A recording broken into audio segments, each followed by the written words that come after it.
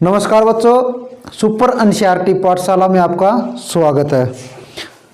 बच्चों, आज मैं आपको कराने वाला हूं कक्षा छठी और जो सब्जेक्ट होगा हमारा भूगोल, जिसमें चैप्टर है चैप्टर नंबर 3।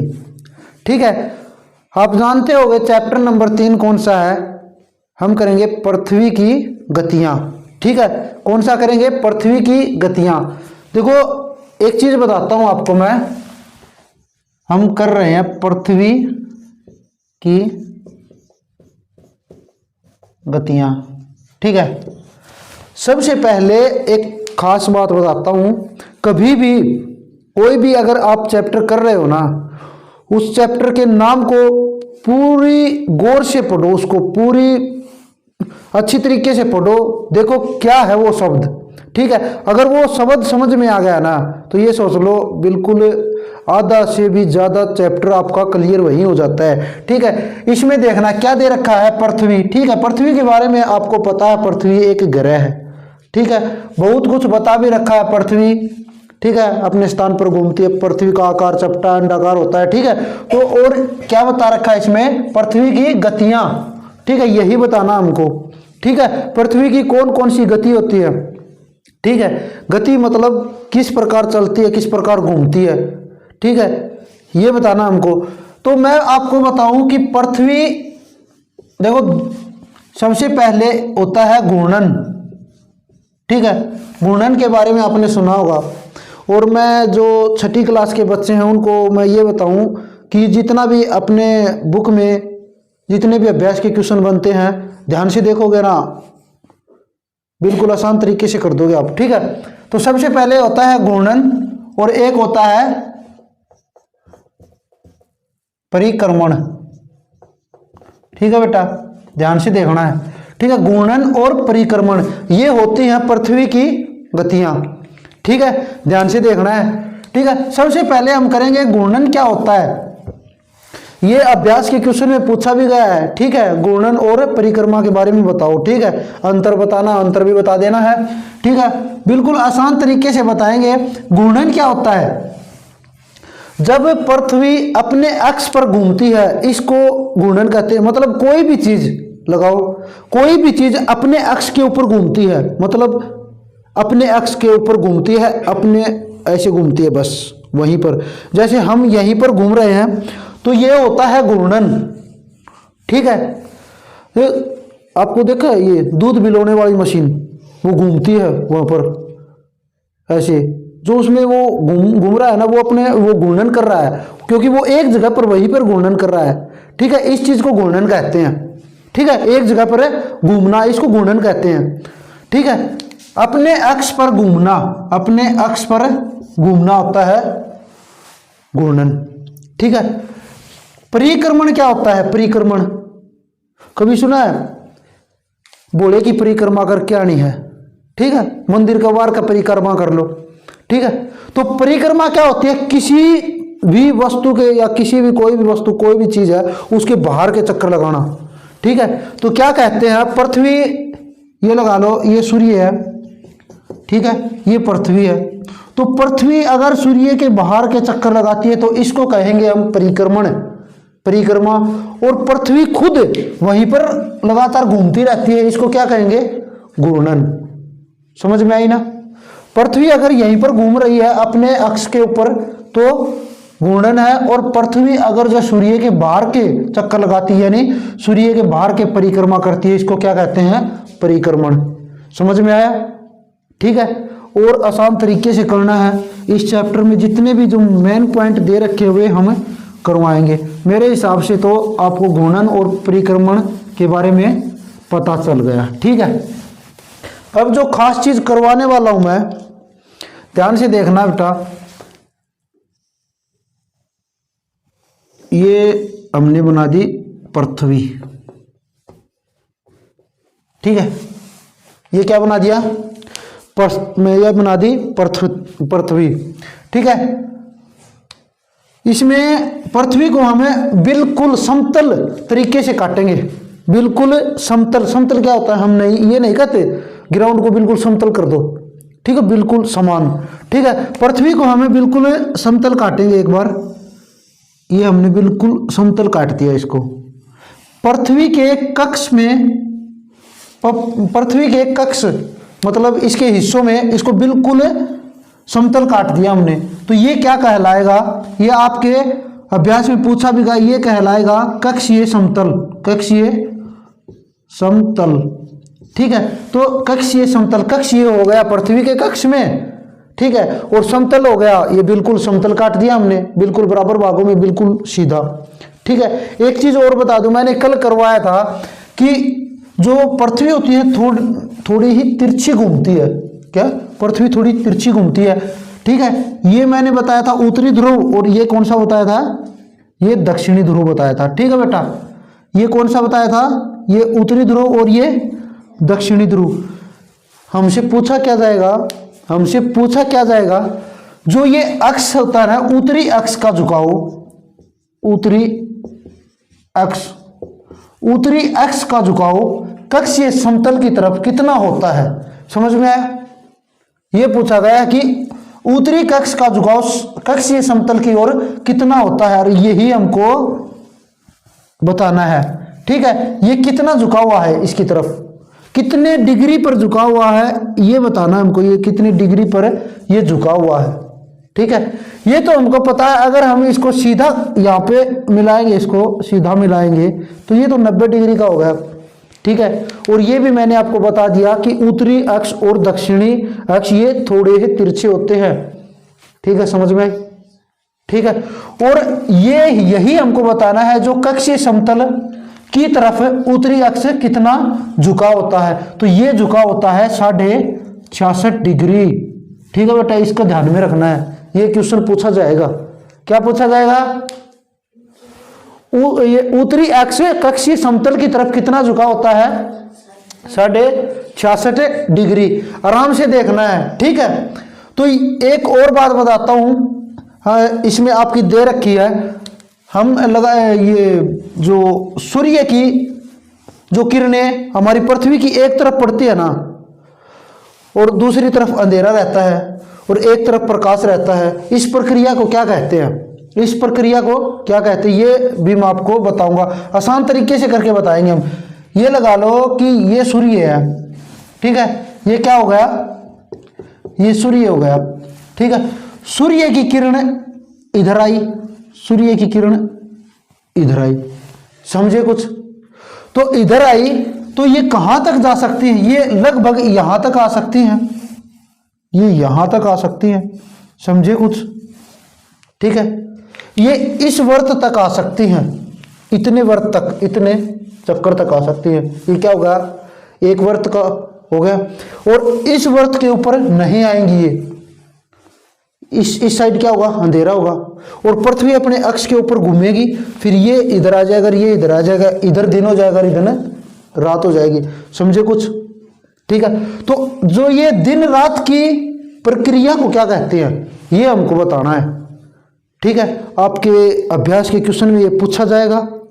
ठीक है, ये जो दिन रात की प्रक्रिया होती है, दिन रात में विभाजित होती है पृथ्वी, इस प्रक्रिया को क्या कहते हैं, समझ में आ रहा है? दिन रात की प्रक्रिया को क्या कहते हैं, परदीप्ति। ठीक है, वर्त, ये वर्त होता है बेटा। ये कौन से वर्त हो गए, परदीप्ति वर्त। ठीक है बेटा, ये कौन सा वर्त है, ये इस साइड जो ये लगा लो, कोई हमारे पास बॉल है, बैटरी से इधर से हम प्रकाश डालेंगे। ठीक है, तो जो ये वर्त होता है ना, ये वर्त होता है, ये जिसके ऊपर प्रकाश फिर ये घूमता रहता है, इस साइड प्रकाश लग गया, इस साइड, ये दिन रात तो होगा ना, मैंने बता दिया ना दिन रात किस प्रकार होता है। ठीक है, इस प्रक्रिया को क्या कहते हैं, क्या कहते हैं, परदीप्ति वर्त। ध्यान में रखना इस बात को। ठीक है, और ये क्यों घूमती है, किस प्रकार घूमती है, कब छोटा दिन होता है, कब बड़ा दिन होता है, ये भी मैं आपको अब बताऊंगा, ध्यान से देखना है। ठीक है, और ये जो अभ्यास के जितने भी क्वेश्चन है ना, मैं लास्ट में है ना बिल्कुल पीडीएफ के जो दिखाकर आपको बिल्कुल बता दूंगा किस प्रकार लिखना है, लेकिन एक बार हमको समझना है। ठीक है, एक बार हमको समझना है क्या चीज़ किस प्रकार हो रही है। ठीक है, जो मेन पॉइंट है ना अपनी बुक से मैंने आपके लिए ये करवाने हैं सभी, और इस प्रकार करवाने हैं कि आप कभी नहीं भूल सकते।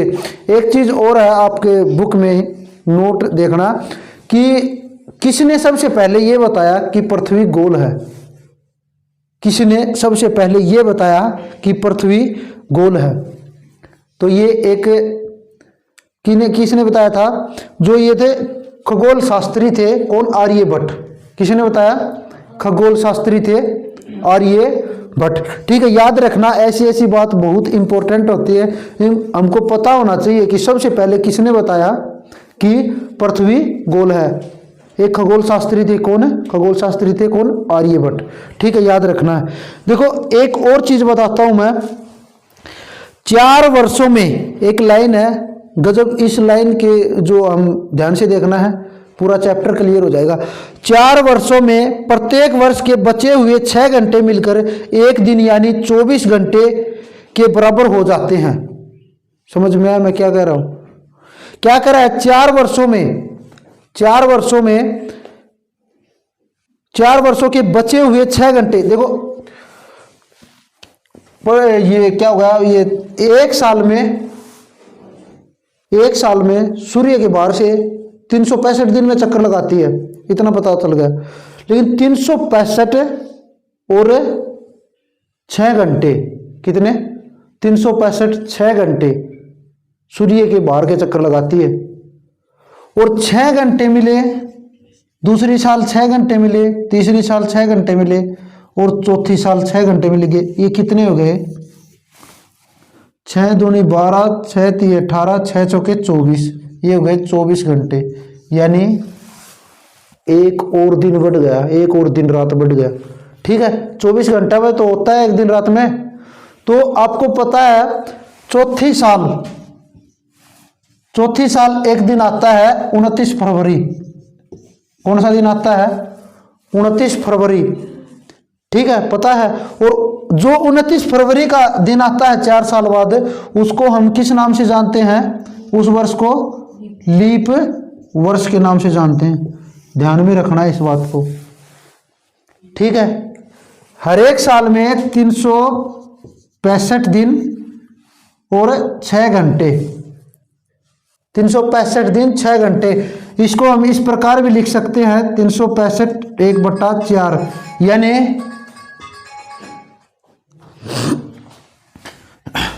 मैंने क्या बताया? 365 सही 1/4 भी इस प्रकार भी हम लिख सकते हैं, और 365 दिन और 6 घंटे भी लिख सकते हैं। ठीक है, तो 6 घंटे इसमें जुड़ गए, 6 घंटे इस साल, 6 घंटे इस साल जुड़ गए और 6 घंटे इस साल, ये पूरे हो गए 24 घंटे। और 24 घंटे में एक और दिन रात बढ़ जाते हैं। ठीक है, तो एक और दिन जो 29 का होता है ये हमने बढ़ा दिया, और बाकी 28 फरवरी, 28 फरवरी और 28 फरवरी इस प्रकार होते हैं। ठीक है, जो चौथी साल होती है वो लीप वर्ष होता है। ठीक है, कौन सा? लीप वर्ष होता है। याद रखना है इस चीज को, लीप वर्ष कौन सा होता है ये मैंने आपको बता दिया। लीप वर्ष कौन सा होता है? हर एक साल, फिर से बताता हूं, पहली साल 365 दिन 6 घंटे की होती है, फिर 365 दिन 6 घंटे की, फिर 365 दिन 6 घंटे की, फिर 365 दिन 6 घंटे की, और ये 6 घंटे जो ऊपर के होते हैं ना, ये मिलके क्या हो जाते हैं? 24 घंटे। और 24 घंटे एक और दिन रात बढ़ गए, तो ये किस में डिवाइड कर दिए? 29 फरवरी। ये लीप वर्ष बना दिया। ठीक है, हर साल 4 लीप वर्ष कितने दिन में आता है? हर 4 साल बाद में आता है। ध्यान देना इस चीज को। ठीक है, ये दिन रात। अब ये बताएंगे कि पृथ्वी किस प्रकार घूमती है और किस प्रकार छोटे बड़े दिन होते हैं। ठीक है, कब बराबर दिन होते हैं, किस प्रकार छोटे बड़े दिन होते हैं। देखो एक चीज हम छोटा मानचित्र बना लेते हैं, अच्छा समझ में आएगा। ये हो गया सूर्य। ठीक है, क्या हो गया? ये सूर्य हो गया। ठीक है, मैंने अभी अभी आपको बताया पृथ्वी हमेशा तिरछी घूमती है। ठीक है, इस साइड लगाओ। आपकी बुक में अच्छा चित्र है ये, लेकिन हमें आपको प्रैक्टिकल करके बताएंगे, सही अच्छा लगेगा। ठीक है,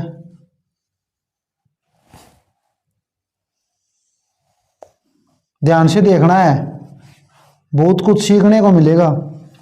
आई बात समझ में? ठीक है, और लगातार पृथ्वी इस प्रकार घूमती रहती है सूर्य के बाहर के। ठीक है, पृथ्वी इस साइड जाएगी, सीधा चलती रहती है, फिर इस साइड ऐसे।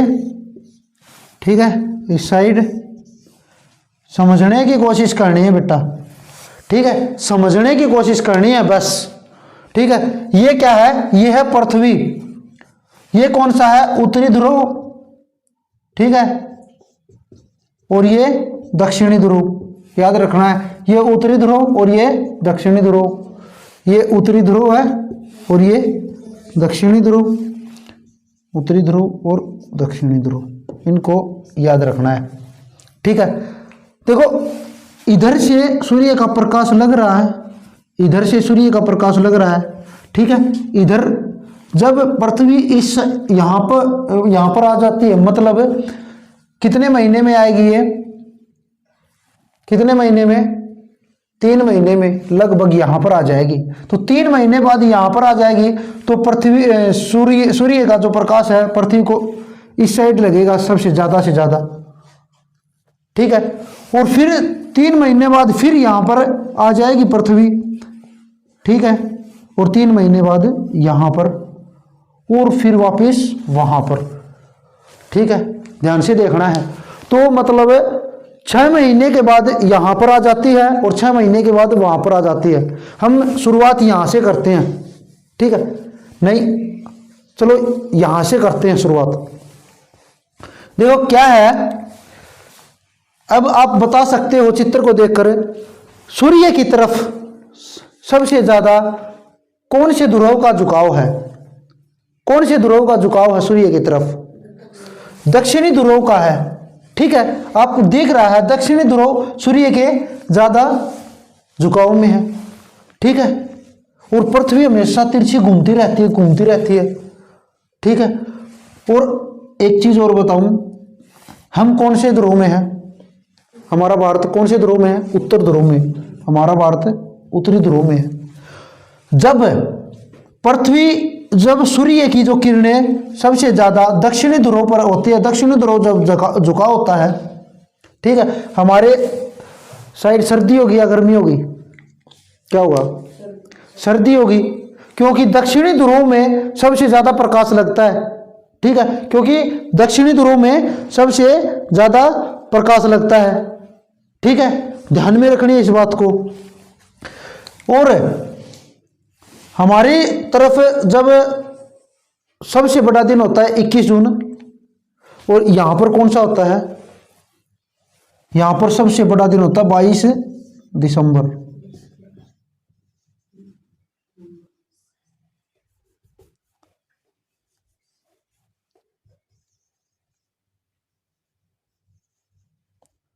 ठीक है,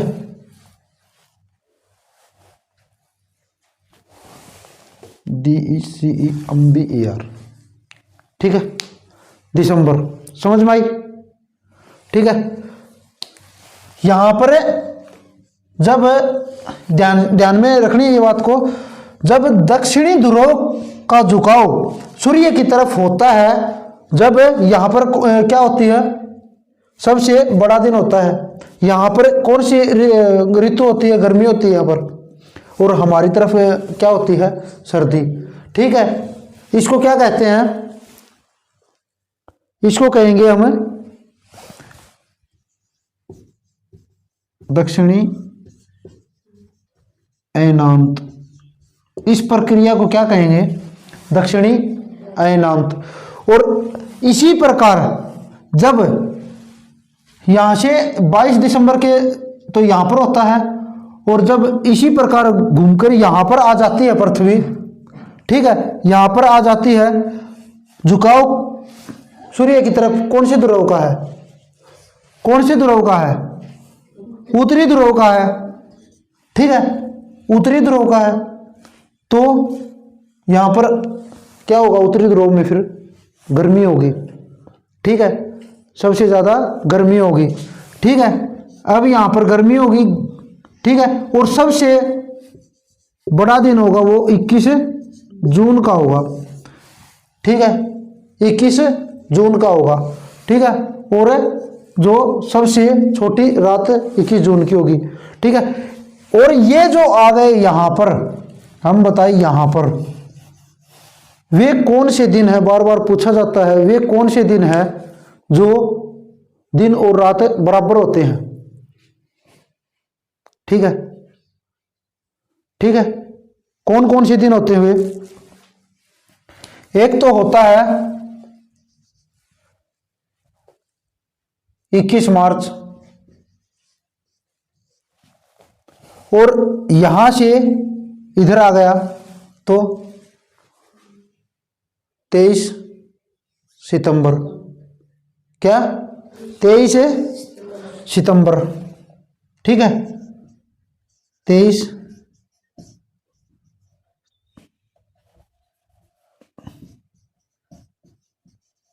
सितंबर। ठीक है, आगे बात समझ में। क्या बताया, जब इस साइड जो हम आ रहे हैं, इस साइड ये 3 महीने के बाद 21 मार्च आता है, जो दिन रात बराबर होते हैं, और यहाँ पर घूमकर आ गई पृथ्वी, तो सबसे बड़ा दिन कौन सा होता है, 21 जून। क्योंकि सबसे ज़्यादा झुकाव उत्तरी ध्रुव का सूर्य की तरफ होता है, और ये तिरछी ऐसी ऐसी ऐसी ही घूमती रहती है, ऐसी ऐसी। ठीक है, पता चल गया। ठीक है, आई बात समझ में। ठीक है, आगे देखो क्या है, छोटे होते हैं। कौन सी ऋतु में दिन छोटे होते हैं, कौन से ऋतु में छोटे दिन होते हैं, हैं? शरद ऋतु में सबसे छोटे दिन होते हैं। हैं? दिन छोटे बताओ, अब दिन कितने बड़े हो, ये सर्दी चालू नागरी कदे छोटा छोटा महीना है, देख लो तो। ठीक है,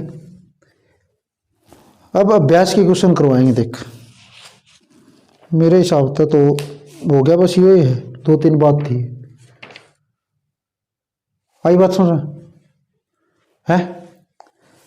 टिंडिया कि मैं कंफ्यूज है, क्या कंफ्यूज है बता। तो जब दक्षिणी ध्रुव हमारी तरफ झुकेगा, सूर्य की तरफ झुकेगा, तो उत्तरी ध्रुव में गर्मी होगी, सर्दी।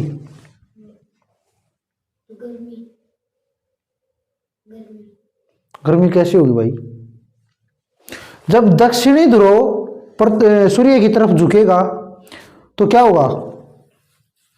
तो अब मैं आपसे पूछूंगा और आपको जवाब देना है। सबसे पहले यू मैं ये पूछ रहा हूं, जब दक्षिणी ध्रुव सूर्य की तरफ झुका हुआ होगा तो उत्तरी ध्रुव में गर्मी होगी या सर्दी होगी, क्या होगी। तेरा ध्यान नहीं है, तू सोया हुआ है, किसके ख्वाबों में सपने ले रहा है तू, ध्यान से देख। ठीक है, मैंने अभी अभी बताया, देखो अगर ये पृथ्वी इस प्रकार झुकी हुई है, ठीक है, देखो ये ऐसा बन जाएगा बेटा।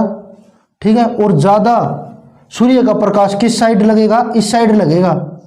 ठीक है, जब दक्षिणी ध्रुव सूर्य की तरफ झुका हुआ ना, तो ज्यादा प्रकाश यहां पर लगेगा, तो ज्यादा प्रकाश लगेगा, ज्यादा गर्मी लगेगी यहां पर, तो क्या होगी, दक्षिणी ध्रुव में क्या होगा, क्या होगा, गर्मी। तो उत्तरी ध्रुव में क्या होगा फिर, सर्दी। तो तू गर्मी क्यों बता रहा है? ठीक है, तो अब बताना है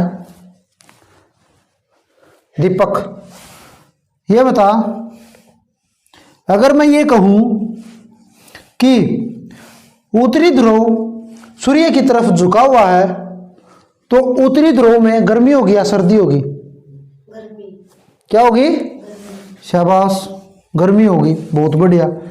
गर्मी क्यों होगी? अभी अभी मैंने बताया है, ये होगी भूमध्य रेखा, ठीक है, ये ऐसे झुका हुआ है और सूर्य की किरणें, सूर्य का प्रकाश सबसे ज्यादा उत्तरी ध्रुव में लग रहा है, ठीक है, और यहां पर ज्यादा गर्मी होगी सूर्य के प्रकाश से ज्यादा।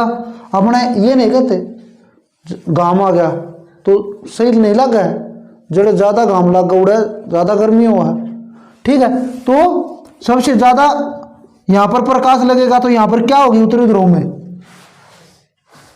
गर्मी होगी, और यहां पर क्या होगी? दक्षिणी ध्रुव में सर्दी होगी। सीधी ही बात है, आगे बात समझ में, ठीक है, क्लियर है। अब मैं आपको करवाने वाला हूं अभ्यास के प्रश्न, तो बताना है, ठीक है। पृथ्वी के अक्ष का झुकाव कोण क्या है? अभी अभी मैंने बताया था पृथ्वी के अक्ष का झुकाव क्या है, ठीक है, मैंने बताया था तिरछा है। ये जो अक्षीय समतल के पृथ्वी का अक्ष का झुकाव क्या है, ठीक है, अक्ष का झुकाव कितना है? 66.5 डिग्री, ठीक है। अगला देखो, घूर्णन एवं परिक्रमा को परिभाषित कीजिए। सबसे पहले बताया था मैंने, ठीक है, ये अभ्यास के प्रश्न है, ठीक है, और लिख लेना है जिस प्रकार मैंने लिखवा रखे हैं, ठीक है। अगला देखो, लीप वर्ष क्या है? ये भी मैंने बताया था, लीप वर्ष क्या है। लीप वर्ष हर 4 साल बाद आता है, और जो 29 फरवरी का दिन होता है लीप वर्ष में वो होता है, ठीक है। जो अगला क्वेश्चन है हमारा, उत्तर एवं दक्षिण अयनांतों में अंतर बताइए, ठीक है, अभी अभी हमने बताया था, ठीक है। उत्तर अयनांत कब होगा? है जब उत्तरी ध्रुव सूर्य की तरफ झुका हुआ होगा, ठीक है बेटा। और दक्षिणी अयनांत कब होगा? जब दक्षिणी ध्रुव सूर्य की तरफ झुका होगा। इस चीज को ध्यान में रखना है, ठीक है। आगे देखो क्या है, विषुव क्या है? ये क्या गया विषुव? ये पॉइंट छोड़ दिया गया, बताया नहीं यार, है?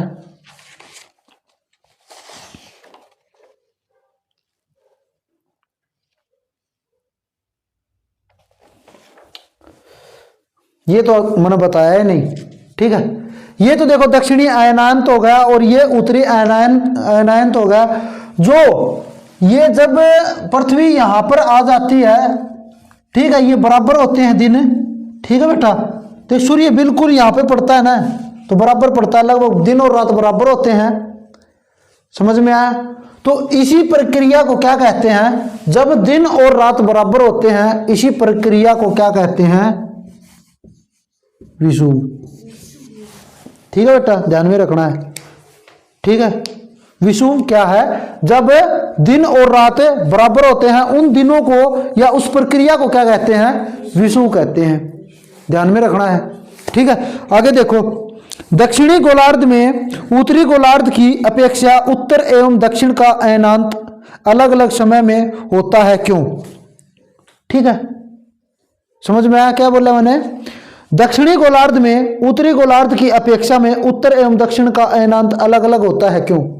ठीक है, मैंने बताया था अगर सूर्य की किरणें इस साइड लगती है और गर्मी होती है यहाँ पर, तो वो उत्तरी अयनायत होता है, अगर दक्षिणी की पड़ी तो दक्षिणी अयनायत होता है।